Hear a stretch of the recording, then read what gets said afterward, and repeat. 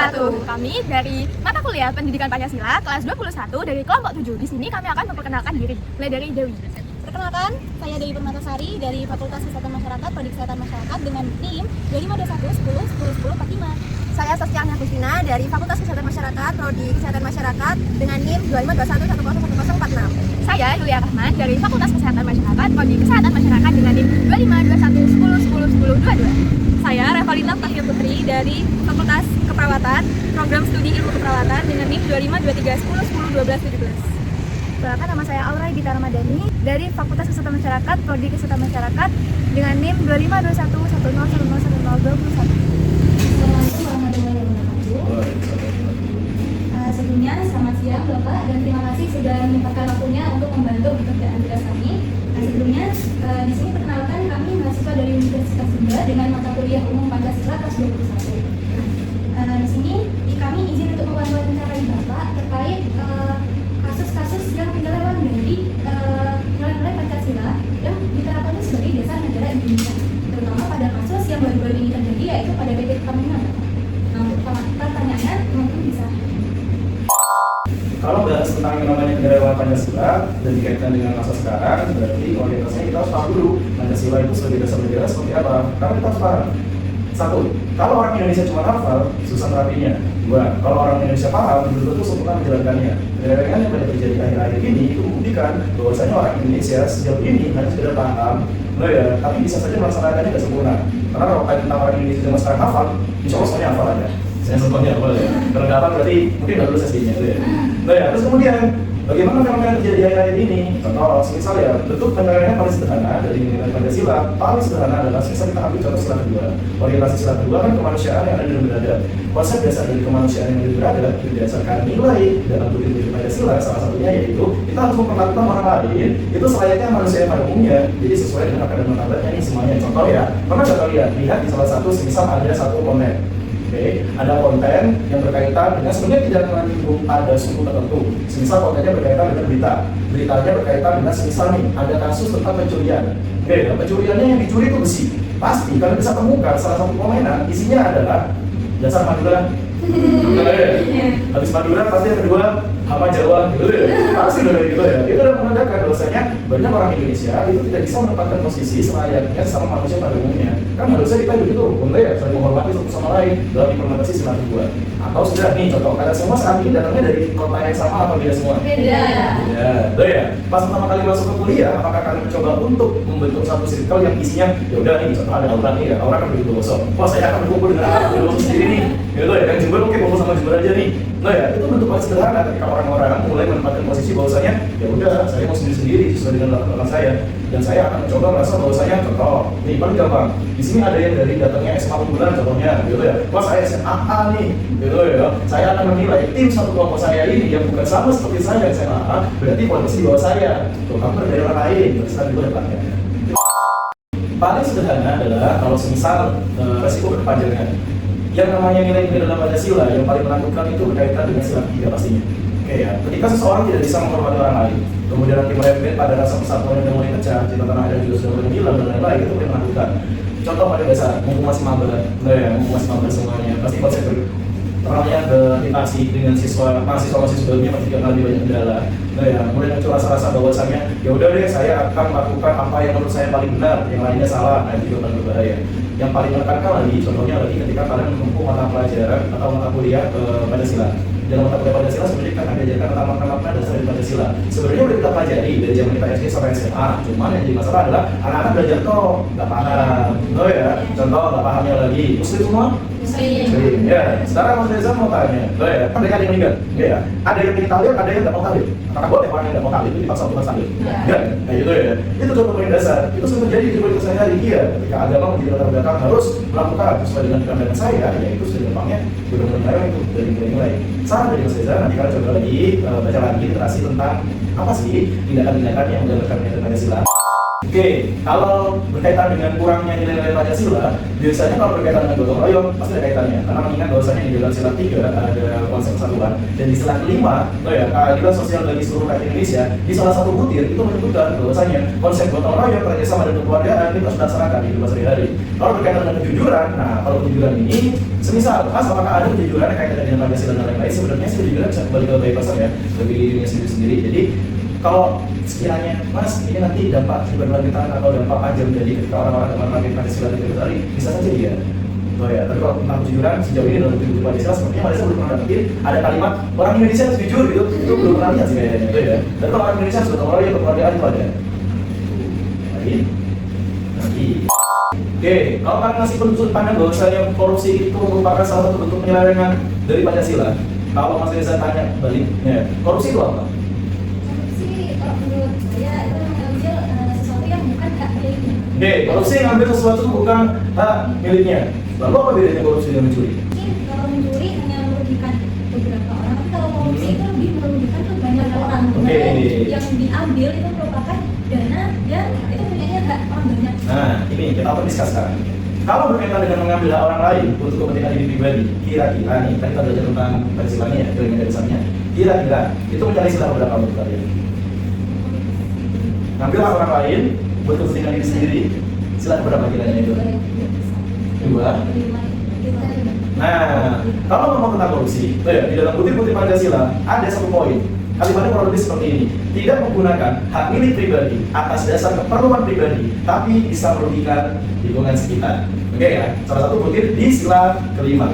Berarti tindak pidana korupsi itu melanggar dari sila kelima, yang orientasinya bahwasanya korupsi akhir ini, terus kemudian Pancasila dan lain-lain. Sebenarnya dalam undang-undang terbaru dari KPK menyebutkan bahwasanya ada banyak faktor orang-orang melakukan tindak pidana korupsi. Yang pertama berkaitan dengan adanya kesempatan. Oke ya, KPK ngomong orang korupsi itu gara-gara pertama ada kesempatan. Terus yang kedua ada kebiasaan. Oke ya, jadi kalau lingkungannya terbiasa, bisa saja orang yang awalnya ini polos, saya ini jujur gitu ya, masuk ke dunia yang isinya orang yang korup semua, itu bisa ikut. Ya, dan yang ketiga pembiasaan. Pembiasaan itu seperti apa sih Mas? Pembiasaan adalah contoh, nih ya, orang Indonesia kaget nggak kalau tiba-tiba dengan kabar ada pejabat negara yang korup?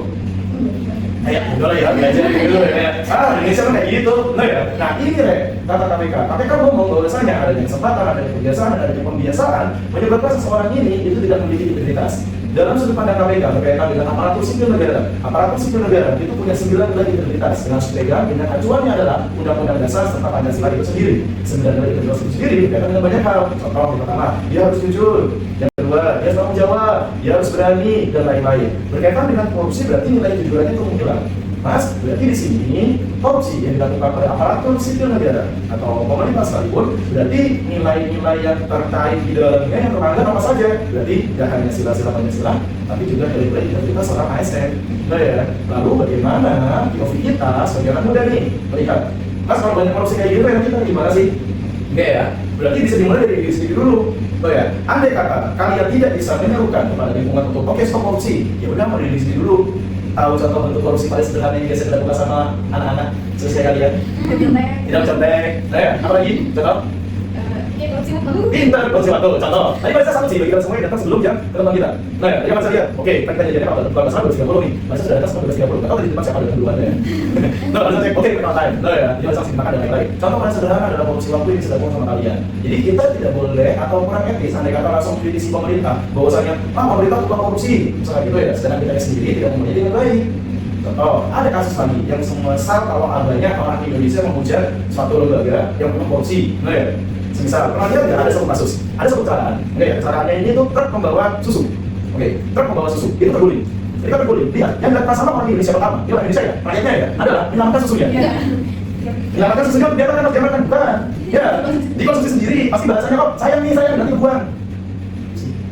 Terus sih. Nah, ya, jadi menurut sudut pandang Mas Reza masih kurang etis apabila rakyat Indonesia itu langsung melakukan justifikasi terhadap pemerintah yang menganggap bahwasanya pemerintah selalu salah di mata masyarakat. Ini bukan karena Mas Reza mendukung pemerintah apa ya, tapi dalam implementasi kehidupan sehari-hari masyarakatnya pun juga melakukan pembiasaan terhadap korupsi ini sendiri.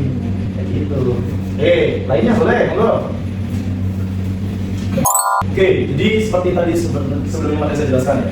Kalau berkaitan dengan Mas, korupsi PT Pertamina kemarin yang tembus lebih dari kasusnya Harvey Mois, ya Harvey Mois kemarin jadi 211 T, no ya, ini kasus Pertamina lebih di atasnya. Terus kemudian ada sudut pandang dari masyarakat bahwasannya, Mas yang salah KPK ya dan lain-lain ya. Oke, Mas Reza mungkin akan duduk sebagai posisinya di sini pada sipil biasa, oke ya.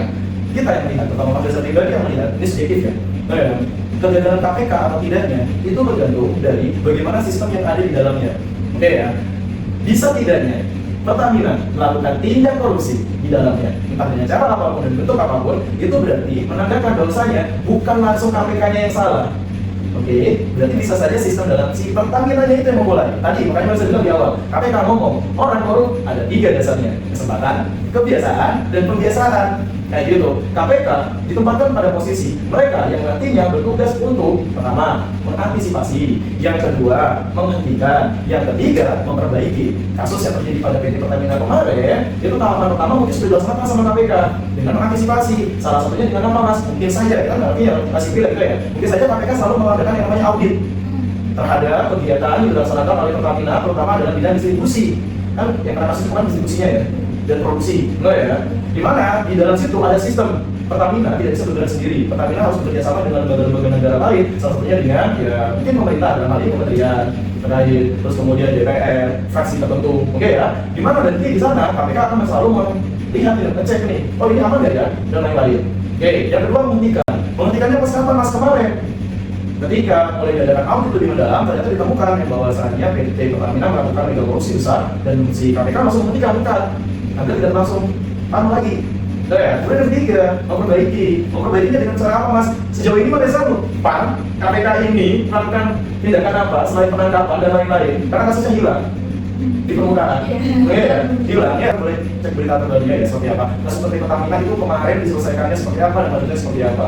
Jadi kalau misal ada sudut pandang Mas, ini KPK yang salah, Mas Reza pribadi secara subjektif sebagai rakyat sipil melihat ini bukan sepenuhnya salah KPK. Oke ya, ada ya. Oke, hai. Pertanyaan terakhir nih Kak. Boleh. Oke, kalau berkaitan dengan hukum dan HAM yang ditetapkan oleh pemerintah, sepengetahuannya Mas Reza kapan hari itu ada sebuah rancangan undang-undang yang mengatur bahwasanya KPK, ya masa presiden sebelumnya itu ada langsung di bawah naungan presiden. Di mana setiap kali KPK ingin melakukan penindakan terhadap kasus korupsi yang berkaitan dengan lembaga negara, KPK tidak bisa seleluasa periode sebelumnya. Yang dimana periode sebelumnya KPK ketika mau menangkap seseorang dalam tindak pidana korupsi atau tipikor itu tanpa harus melalui persetujuan lembaga-lembaga terkait. Contoh Mas, lembaga terkaitnya Mas, lembaga kepolisian salah satunya. Jadi ibarat kata ini, dulu KPK, misal dia nemu nih, oh ada orang A udah teridentifikasi melakukan korupsi, ya udah harus tangkap sendiri tanpa harus minta persetujuan lembaga manapun. Oke, karena KPK dari dasar ketika pertama kali dibentuk di masanya Ibu Megawati, KPK memiliki yang namanya sistem imunitas atau kekebalan dan privilege buat bisa nangkepin para koruptor. Ini bahasa manusianya ya. Oke ya. Terus kemudian dia berubah transformasi ketika keluarnya rancangan undang-undang nomor sekian yang menentukan bahwasanya KPK berada di bawah naungan lembaga eksekutif. Oke ya, ditetapkan oleh DPR. Oke ya. Dalam hal ini berarti semisal, Mas, ini ada sesuatu nggak Mas yang menghalangi KPK dalam konsep penegakan HAM dan lain-lain dalam upaya penanganan tindak pidana korupsi? Selayaknya yang pernah saya baca dalam beberapa jurnal dan artikel serta beberapa berita, Najwa Shihab itu pernah ngomong bahwasanya KPK yang sekarang itu ibarat kata ya seekor hewan peliharaan yang masih ada kalung pengekannya. Jadi dia kalau mau kemana, kalau nggak sesuai dengan arahan dan tujuannya si pemilik, dia ditarik. Jadi dia tidak leluasa. Oke ya, nggak seberingas, nggak segaris keras ketika kalungnya dilepas. Oke ya. Dalam hal ini menjadikan penanda bahwasanya pada saat tahun berapa waktu itu ada yang namanya demonstrasi rancangan undang-undang pasar karet. Salah satu pasar karetnya berkaitan dengan KPK itu dilemahkan. Dilemahkannya tentunya kayak gimana Mas? Kayak tadi mau nangkep harus ada prosedurnya. Ya, itu pun prosedurnya nanti mentok ke lembaga tertentu. Ya, kita bisa cek ya lembaga mana maksudnya. Ke lembaga tertentu. Kalau lembaga tertentunya ngomong, udah jangan, ya KPK mundur, akan jadi kasus yang lain. Oke ya, itu setelah keluarnya rancangan undang-undang baru. Ya gitu, Mas, berarti tindak pidana korupsi yang ada di Indonesia pasca KPK mengalami hal tersebut akhir-akhir ini itu berarti bisa aja nggak semuanya terekspos, bisa saja. Ya, makanya kayak kemarin KPK ketika mau menangkap si A, si B, si C, si D gitu ya. Kok terkesan katanya KPK sudah tahu korupsinya ini lama, kok nggak ditangkap dari pertama? Kayak gitu kan ya. Kayak contoh kasus yang terbaru, aduh Marisa lupa nama tokohnya siapa, perempuan. yang pernah didatangkan sama pemerintah kita ya Pak Jokowi, yang kemarin baru dapat rehabilitasi dari Pak Prabowo, yang dia ditangkap karena logika negara katanya, no ya, sekian no ya, anak kasus tertentu. Itu menandakan bahwasanya orang-orang soal bahwasanya loh, kok KPK dapat ini, no ya, atau yang kedua kasus Safi Wais kemarin, kok baru ditangkap sekarang, banyak kasus aman itu tadi, dengan adanya pembahasan undang-undang membatasi penegakan KPK, jadi KPK dilemahkan. Itu sudut pandang Mas Reza yang belajar tentang yaudah ilmu politik, pemerintahan, dan hukum dan lain-lain. No ya. Jadi wacananya selesai. Jadi saya dapat ambil kesimpulan ya. Jadi terima kasih sekali lagi, terima kasih. Iya, Mas. Dan mana-mana. mohon maaf bila ada salah kata dari kami. Wassalamualaikum warahmatullahi wabarakatuh. Waalaikumsalam warahmatullahi wabarakatuh.